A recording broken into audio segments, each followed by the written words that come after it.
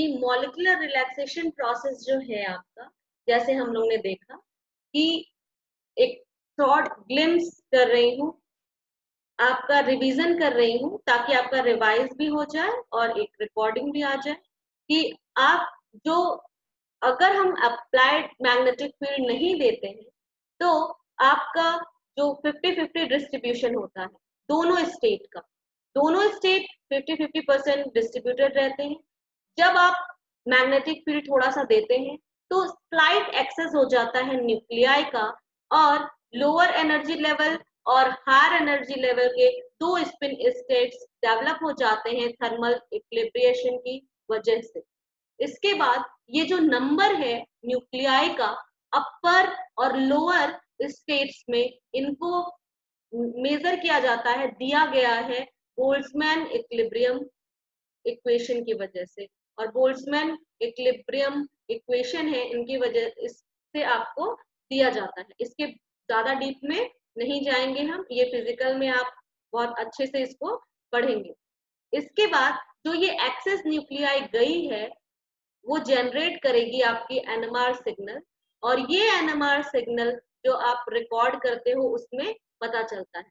जब हम पल्स देते हैं सिस्टम को जो रेडियो फ्रिक्वेंसी के फॉर्म में होता है, तो जो बोल्ट्जमैन इक्विलिब्रियम है ये इस स्पिन पॉपुलेशन जो थी उसको चेंज करती है, और जो एक्सेस न्यूक्लियाई है जो एक्साइटेड लेवल पे है, जो अपर स्पिन स्टेट लेवल पे है, वो रिलैक्स होती है दो तरीके से, स्पिन लैटिस रिलैक्सेशन और spin spin relaxation. Spin lattice relaxation जैसे बताया कि ये स्पिन लैटिस रिलैक्सेशन लॉन्गिट्यूडनल होता है, मतलब जो मैग्नेटिक फील्ड हम अप्लाई करते हैं उसी की डायरेक्शन में होता है।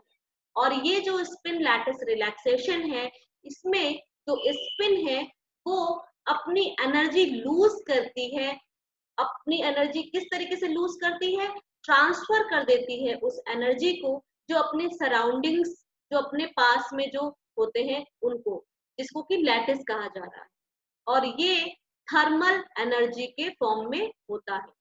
ये जो लॉस्ट एनर्जी होती है ये हीट कर देती है सराउंडिंग को, और जो स्पिन लैटिस रिलैक्सेशन हो इसको रिप्रेजेंट किया जाता है कैपिटल टी और सबस्क्रिप्ट 1 दिया जाता है। ये आपका जो प्रोसेस है इस स्पिन लैटिस रिलैक्सेशन के इनवर्स को जो है ये आपको देता है रेट कांस्टेंट, जो कि डीके प्रोसेस का होता है। जितने भी मॉलिक्यूल हैं किसी भी सैंपल में, जब आप एनएमआर लेते हो तो उस मॉलिक्यूल में अपने आप कुछ चीजें, कुछ प्रोसेस होते रहते हैं। वो इंट्रामोलिकुलर भी हो सकते हैं या फिर इंटरमोलिकुलर भी हो सकते हैं। तो ये जो इंट्रामोलिकुलर और इंटरमोलिकुलर प्रोसेस होते हैं, ये मैग्नेटिक डायपोल डायपोल इंटरेक्शन की वजह से बहुत ही ज्यादा इंपॉर्टेंट कंट्रीब्यूटर होते हैं स्पिन लैटिस रिलैक्सेशन में। जो स्पिन होती है एक्साइटेड न्यूक्लियस की, वो इंटरेक्ट करती है अदर जो मैग्नेटिक न्यूक्लियाई हैं उनके स्पिन के साथ में, चाहे वो सेम मॉलिक्यूल के हो या फिर पास के मॉलिक्यूल हो, डिपेंडिंग अपॉन हम उनको टर्मिनोलॉजी देते हैं इंट्रामोलिकुलर और इंटरमोलिकुलर करेस्पॉन्डिंगली। ये जो इंटरेक्शन होता है ये इंड्यूस कर देता है न्यूक्लियर स्पिन की ट्रांजिशन और एक्सचेंज ऑफ स्पिन एनर्जी। तो फाइनली जो आपका सिस्टम है वो रिलैक्स हो जाता है टू दी बोल्ट्जमैन इक्विलिब्रियम में, और ये जो मैकेनिज्म है वो इफेक्टिव होती है आपकी जो हाइड्रोजन पास में होते हैं उनमें। ये जो कार्बन न्यूक्लियाई होता है इसमें जो रिलैक्सेशन होता है बहुत ही ज्यादा होता है अगर उसमें हाइड्रोजन एटम डायरेक्टली बॉन्डेड हो तो, जैसे CH है, CH2 है, CH3 है, उसमें CH3 में सबसे ज्यादा। जो स्पिन लैटिस रिलैक्सेशन प्रोसेस है ये बहुत ज्यादा इफेक्टिव होता है लार्जर मॉलिक्यूल के केस में, क्योंकि वो ट्रम्बल करते हैं, रोटेट करते हैं स्लोली। तो आपका जो स्पिन से एनर्जी जो ट्रांसमिट हो रही है, अगर वो आपको जो पास में मॉलिक्यूल है वो ज्यादा टाइम के लिए है, वो रोटेट स्लोली कर रहा है, तो आपको ज्यादा टाइम मिल जाता है उसको ट्रांसमिट करने। इस वजह से यहाँ पे ये बात कही गई है कि मोस्ट इफेक्टिव होता है लार्जर मॉलिक्यूल्स में जो कि रोटेट करते हैं स्लोली, जबकि जो स्मॉलर मॉलिक्यूल्स टम्बल करते हैं फास्टर, उनमें स्पिन लैटिस रिलैक्सेशन इनइफेक्टिव होता है। दूसरा हमने देखा स्पिन स्पिन, जिसको कि ट्रांसवर्स रिलैक्सेशन प्रोसेस होता है। ये जो एक्सटर्नल मैग्नेटिक फील्ड है उसके प्लेन के परपेंडिकुलरली लगता है और डिटेक्ट किया जाता है, ठीक है, जहां पे सिग्नल डिटेक्ट हो रहा है उसमें ये spin spin relaxation process occur हो रहा है प्लेन में perpendicular to the direction of the applied external magnetic field. जो स्पिन स्पिन रिलैक्सेशन है वो चेंज नहीं होती है, इसमें स्पिन नहीं चेंज हो रही है, जो सिस्टम है उसकी स्पिन चेंज नहीं हो रही है, जबकि ये क्या है, ये एक एंट्रोपी प्रोसेस है। जबकि स्पिन लैटिस रिलैक्सेशन में हमने देखा था कि जो इस एनर्जी है स्पिन की हायर वाली, वो आपकी ट्रांसफर होती है पास के मॉलिक्यूल में, जबकि जो स्पिन स्पिन रिलैक्सेशन है ये मोस्टली हम इसको डिस्क्राइब करते हैं एंट्रोपी प्रोसेस के टर्म में, रैंडमाइजेशन के प्रोसेस। और जब न्यूक्लियाई आपके इंड्यूस कर दें, क्या इंड्यूस कर दें, स्पिन में चेंज, किस वजह से, जब उसने रेडिएशन लिया तो स्पिन में चेंज हुआ, तो इस तरीके को जो स्पिन में चेंज हो रहा है रेडिएशन के एब्जॉर्प्शन की वजह से, जो नॉर्मल प्रोसेस है वो आपका एक प्रोसेस करता है जिसको कहा जाता है कि इन फेज रेजोनेंस में आने के बाद, जब आपका रेजोनेंस हुआ, रेजोनेंस होना मतलब कि जो आपका गैप था उसमें जब सेम एनर्जी की रेडियो फ्रिक्वेंसी पड़ी,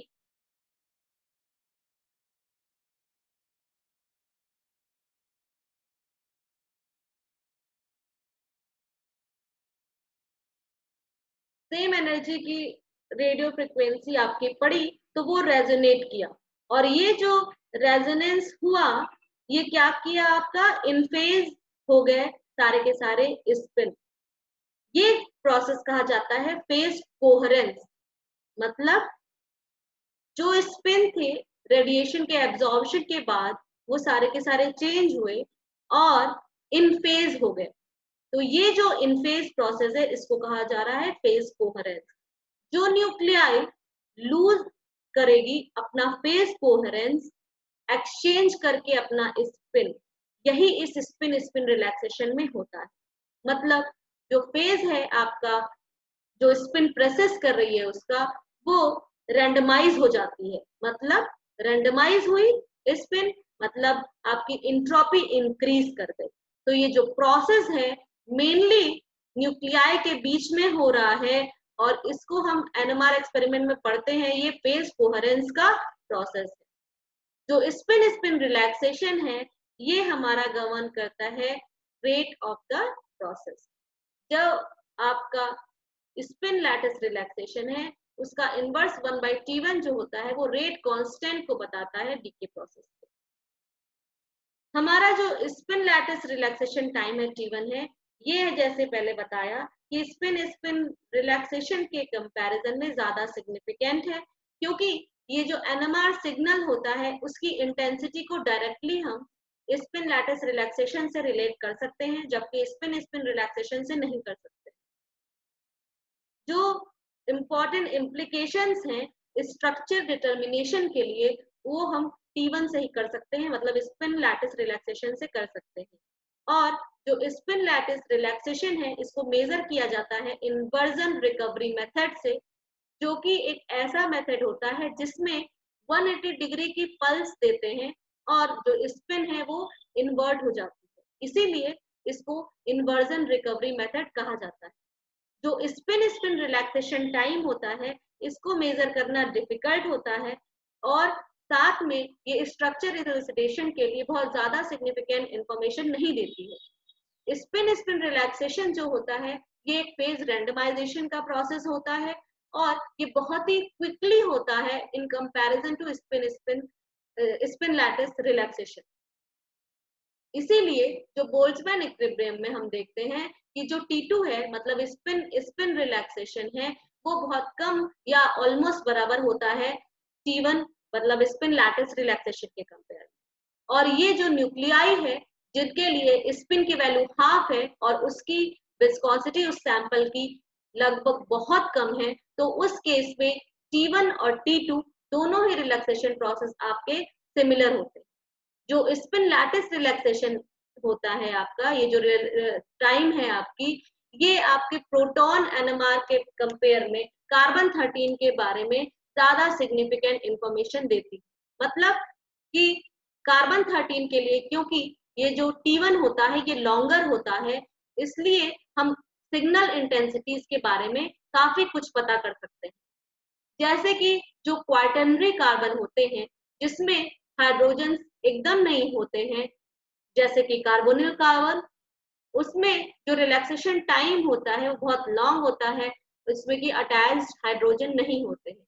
इसीलिए इसकी वैल्यू आप इस टेबल से देख सकते हैं, जो इस टेबल में दिखाई गई है कि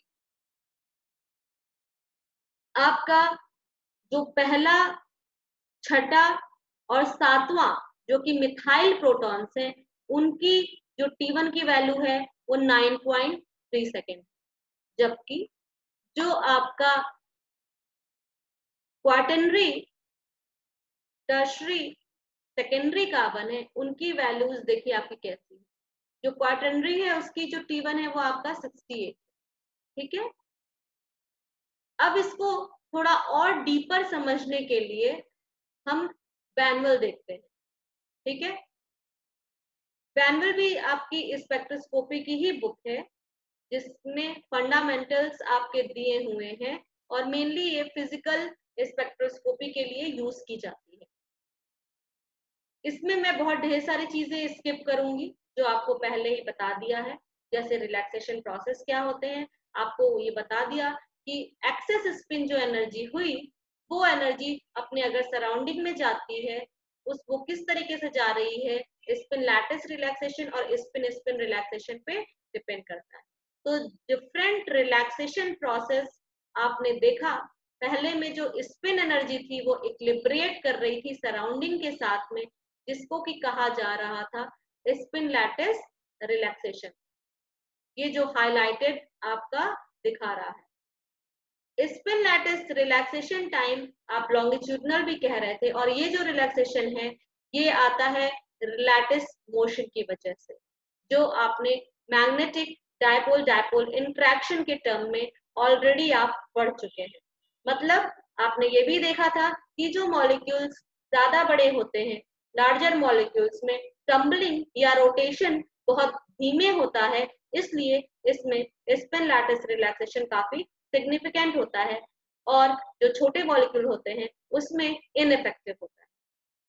इसमें वही बात कह रहे हैं कि रिलैक्सेशन जो लैटिस मोशंस की वजह से होता है, आपने मैग्नेटिक डायपोल डायपोल मोमेंट पढ़ा था, वो सेम चीज है, हैव वैल्यू ऑफ अप्रोक्सीमेटली, ये जो इंटरैक्ट कर रहे हैं वो न्यूक्लियस स्पिन की वजह से है, ठीक है। इनकी वैल्यूज लगभग 10-2 टू 10-4 सेकेंड्स होती है सॉलिड के केस में, और 10⁻⁻⁴ से 10 सेकेंड तक होती है लिक्विड्स के केस में। ये T1 की बात हम कर रहे हैं। जो ओवरऑल शॉर्टर टाइम्स होता है लिक्विड के लिए, और इसमें ग्रेटर फ्रीडम होता है मॉलिक्यूलर मूवमेंट्स का, जिसकी वजह से लार्जर फ्लक्चुएशंस पाए जाते हैं मैग्नेटिक फील्ड में, न्यूक्लियाई की विसिनिटी में, न्यूक्लियाई के पास में। दूसरा जो एक्सेस स्पिन एनर्जी है वो spin spin Longi transverse relaxation process है, जो कि सॉलिड के केस में ये बहुत ही शॉर्ट होती है।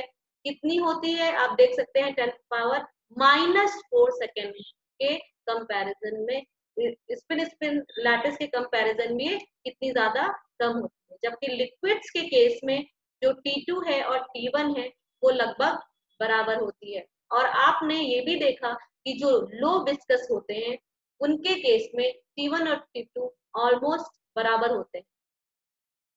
जो T1 और T2 है ये मार्क इफेक्ट रखते हैं width of the NMR spectral lines में, जिससे में कि जो T1 होता है ये बहुत ही ज्यादा इंपॉर्टेंट रोल प्ले करता है। ये जो width of NMR spectral lines हैं, ये जब आपको NH और OH की ब्रॉडनिंग के बारे में बता रही थी, तो उसमें आपको बताया था कि जो नाइट्रोजन है इसमें क्वाड्रुपल न्यूक्लियाई होती है, जिसकी वजह से जो विड्थ होता है एनएमआर स्पेक्ट्रल लाइंस का, वो ब्रॉड होता है।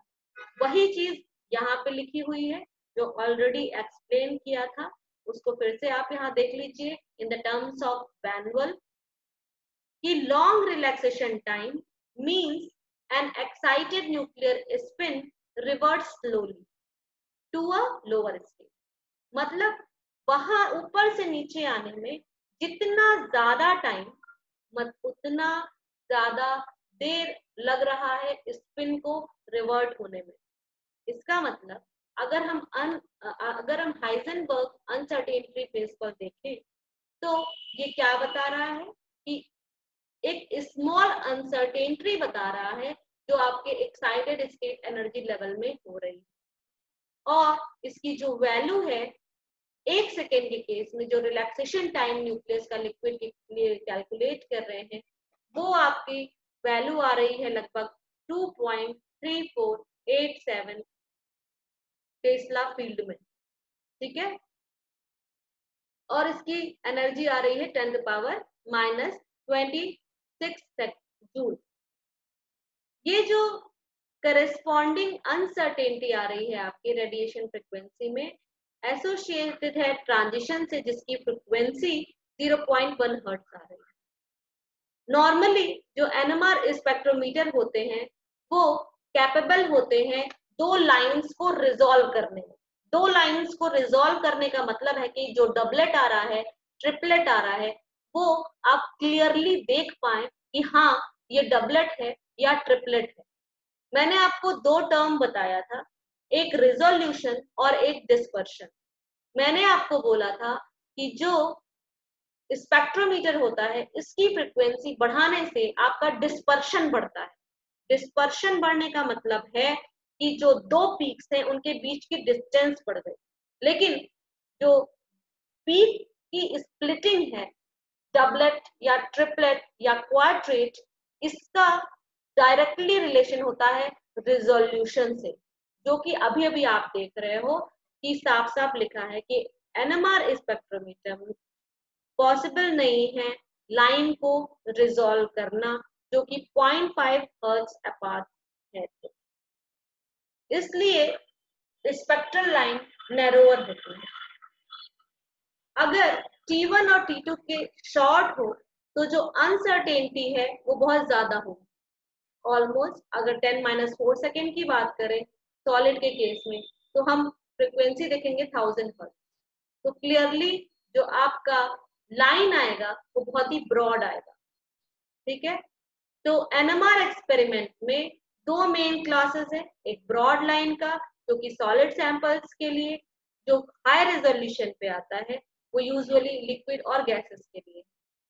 तो ये जो टेक्निक है जिसमें हाई रिजोल्यूशन स्पेक्ट्रा देखते हैं सॉलिड के केस में, ये आपका मेनली स्पेक्ट्रल लाइंस ब्रॉडनिंग आप देखते हैं T1 और T2 जब स्मॉल होता है तो, ठीक है। तो अगर आपका प्रोसेस स्मॉल है तो आपकी वैल्यू ब्रॉड आएगी, ठीक है।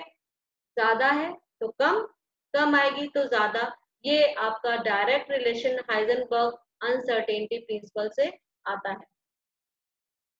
जो लाइन विड्थ मेजरमेंट है इसके बाद आपका जो भी चीजें हैं रिलैक्सेशन के बारे में, इसमें हम बहुत ज्यादा डीप नहीं जाएंगे। ये आप लोग अपने अपने हिसाब से पढ़िएगा और फिर जिसको जो प्रॉब्लम आएगी आप इसको